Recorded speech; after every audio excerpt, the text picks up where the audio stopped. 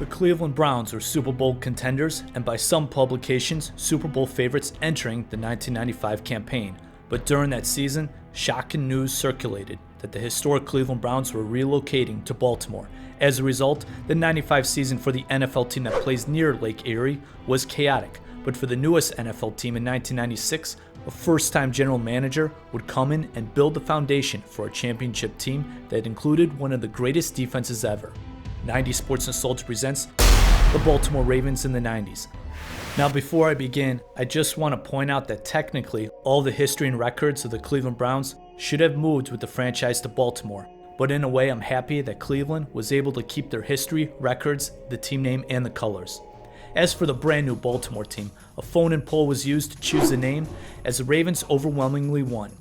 The Baltimore Ravens would strangely be like an expansion team in 1996, because as aforementioned, the records and history remained in Cleveland, but in reality, they weren't really an expansion franchise, as they would still have several players from the 95 Browns roster, and obviously would not have an expansion draft. Bill Belichick coached the 95 Browns, but he would not be the one to lead the Ravens in 1996. That would be Ted Marchibroda.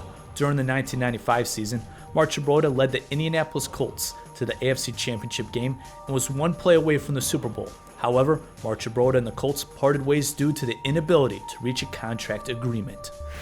Marchibroda coached the Baltimore Colts for 5 seasons, leading them to 3 division titles. As for the last coach to lead the Baltimore Colts to the playoffs, it may have abruptly left Baltimore following the 1983 season. The coaching staff would have several coaches remain from the 95 Browns team.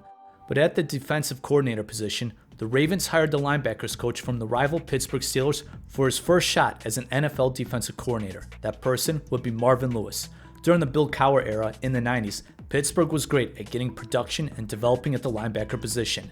Meanwhile, in the Ravens front office, Ozzie Newsome would get his first shot at being in charge of player personnel decisions, and Newsome's first draft in 1996 was tremendous.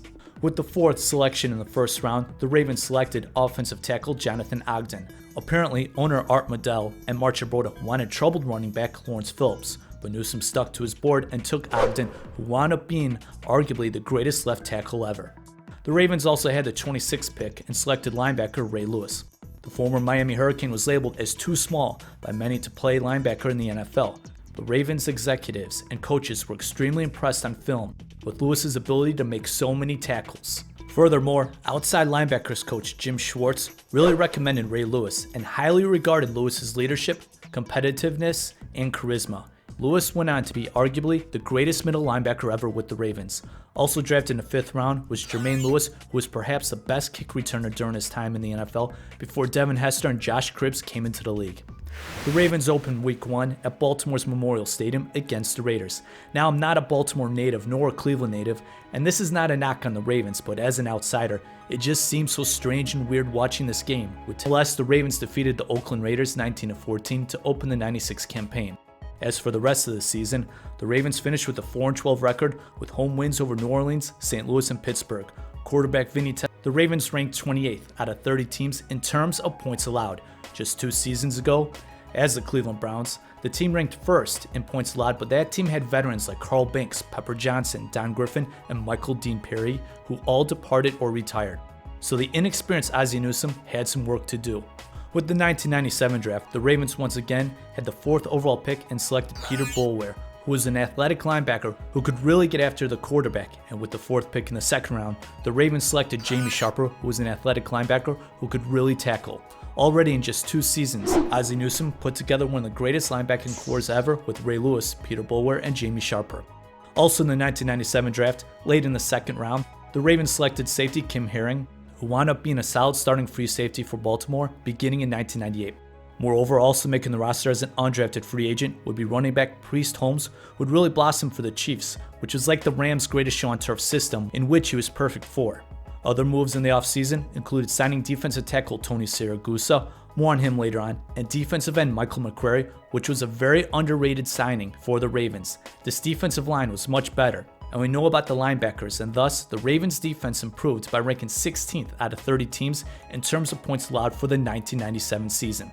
As for the offense, Testaverde wasn't able to duplicate his numbers from the 97 season, but the receivers still put up solid numbers as Bam Morris led the team in rushing with 774 yards. Baltimore finished 6-9-1. Enter the 1998 season, and of course, Ozzie Newsome once again found a solid player with his first-round selection. With the 10th overall pick, Baltimore selected Dwayne Starks. The former Miami Hurricane maybe didn't have the impact as the previous 2 first-round picks, but Starks proved he could play cornerback and make plays in the NFL. The Baltimore Ravens continued to improve their secondary by signing former All-Pro cornerback Rod Woodson, who was familiar with Marvin Lewis during his days in Pittsburgh. Woodson would play corner but then move over to free safety beginning in 1999. In 1998, the defense once again was ranked in the middle of the pack, while the offense was ranked near the bottom. Vinny Testaverde left for the New York Jets as Jim Harbaugh was the new quarterback in 1998. Priest Holmes did become the first 1,000-yard rusher in Ravens history. Jermaine Lewis would see action as a starting wide receiver, but became an All-Pro kick returner. Enter the 1999 season. Brian Billick would be the new head coach. While with the Vikings as the offensive coordinator, Billick and the 1998 Minnesota Vikings scored a then record 556 points in a season. Marvin Lewis would remain as a defensive coordinator, but there'd be some interesting names joining the staff on defense like Rex Ryan, Jack Del Rio, and Mike Smith. Once again, Ozzie Newsome struck gold with his first-round choice in Chris McAllister. I always thought Chris McAllister was very underrated. Nonetheless, the Ravens had a fine cornerback tandem in McAllister and Starks, and this is kind of where things would begin to change for the better. But in a 6-team AFC Central, it wouldn't be easy.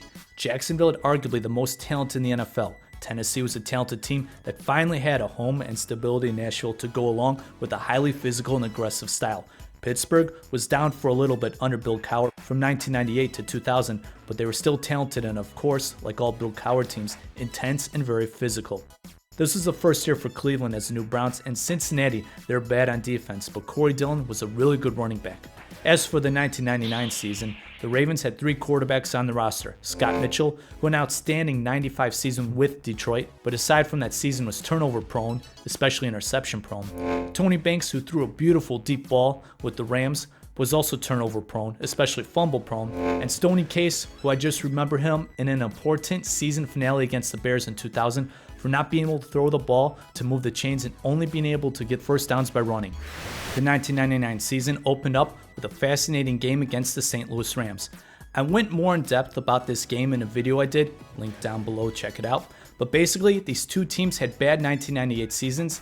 Nobody really expected anything from these two squads, but instead it was the birth of the greatest show on turf, which is perhaps the greatest offense ever, and they were going up against the core players on perhaps the greatest defense ever. And no one could have guessed that these two teams would be the next 2 Super Bowl champions. Anyways, the Rams won in an interesting game. As for the rest of the season, the offense was better statistically, but seemingly it was inconsistent. The Ravens' defense was obviously getting better. Baltimore's D also ranked second in regards to rush defense, only behind the Rams, but the Rams got out to big leads, so teams were basically passing against them for the most part.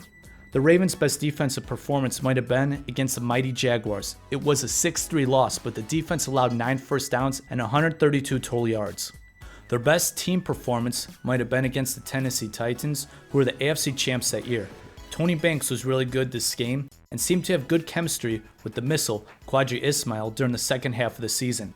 Also another interesting game for these two that I remember.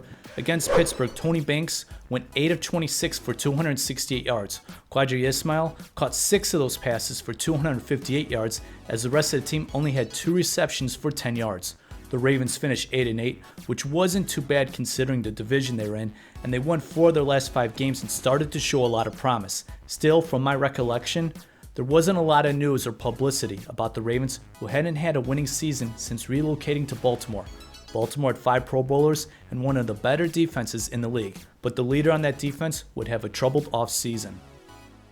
After a Super Bowl party, on January 31st, 2000, Ray Lewis, along with his group and another group of people, were involved in a fight, resulting in 2 people being stabbed to death. Lewis and 2 of his companions were questioned by Atlanta police and then ultimately were indicted on murder and aggravated assault charges. In June 2000, County Superior Court Judge Alice D. Bonner approved a deal allowing Lewis to avoid murder charges and jail time by pleading guilty to misdemeanor obstruction of justice. Lewis was sentenced to 12 months probation. As part of his sentence, he agreed to testify against 2 co-defendants who were eventually found not guilty of murder as well.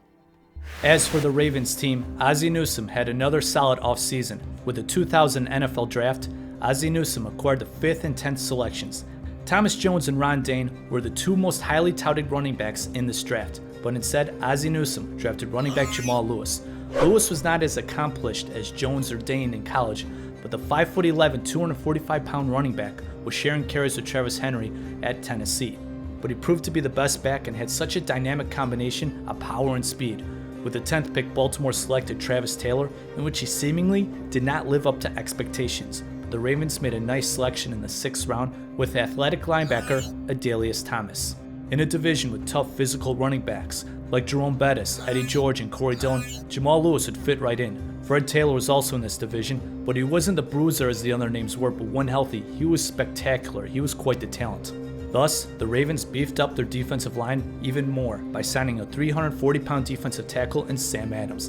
And this move was brilliant, as Adams and Tony Siragusa were just 2 monsters in the middle who could take on multiple blocks. And this allowed Michael McCrary and Rob Burnett to get after the quarterback, but maybe more importantly, it allowed the athletic linebacking trio of Ray Lewis, Peter Boulware, and Jamie Sharper to really roam free and fly all over the field.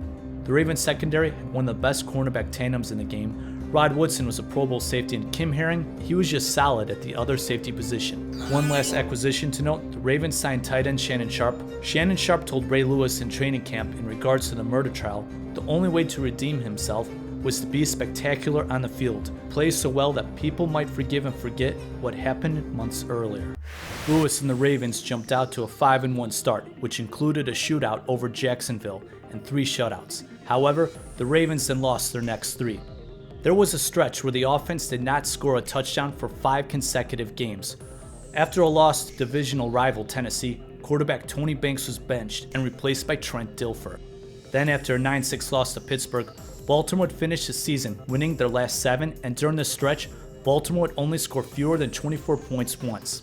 The Ravens finished with the 4th seed in the AFC playoffs, opened up at home in the playoffs against the Broncos, who were ranked 2nd in the NFL in terms of total yards and really dominated this wild-card matchup. Then it was on to Nashville to face the top-seeded Titans, and I greatly enjoyed watching these Ravens-Titans games back then.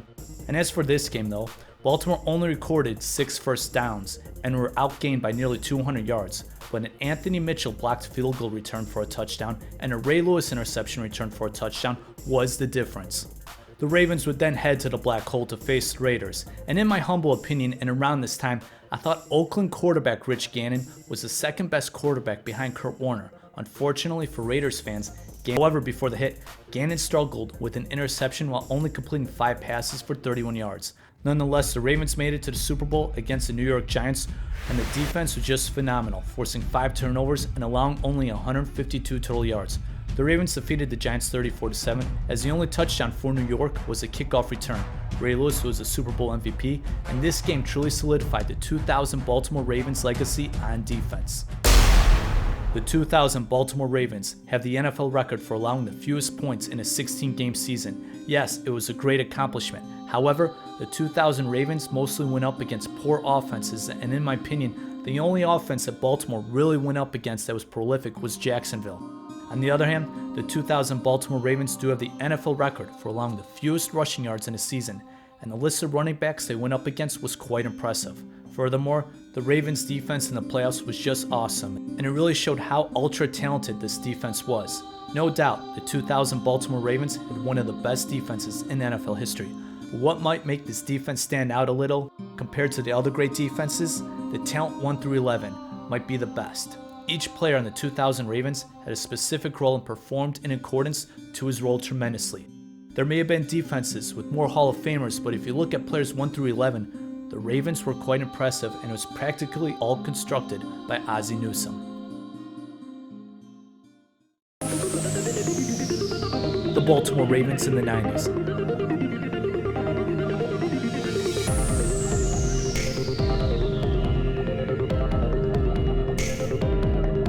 The Baltimore Ravens in the 90s.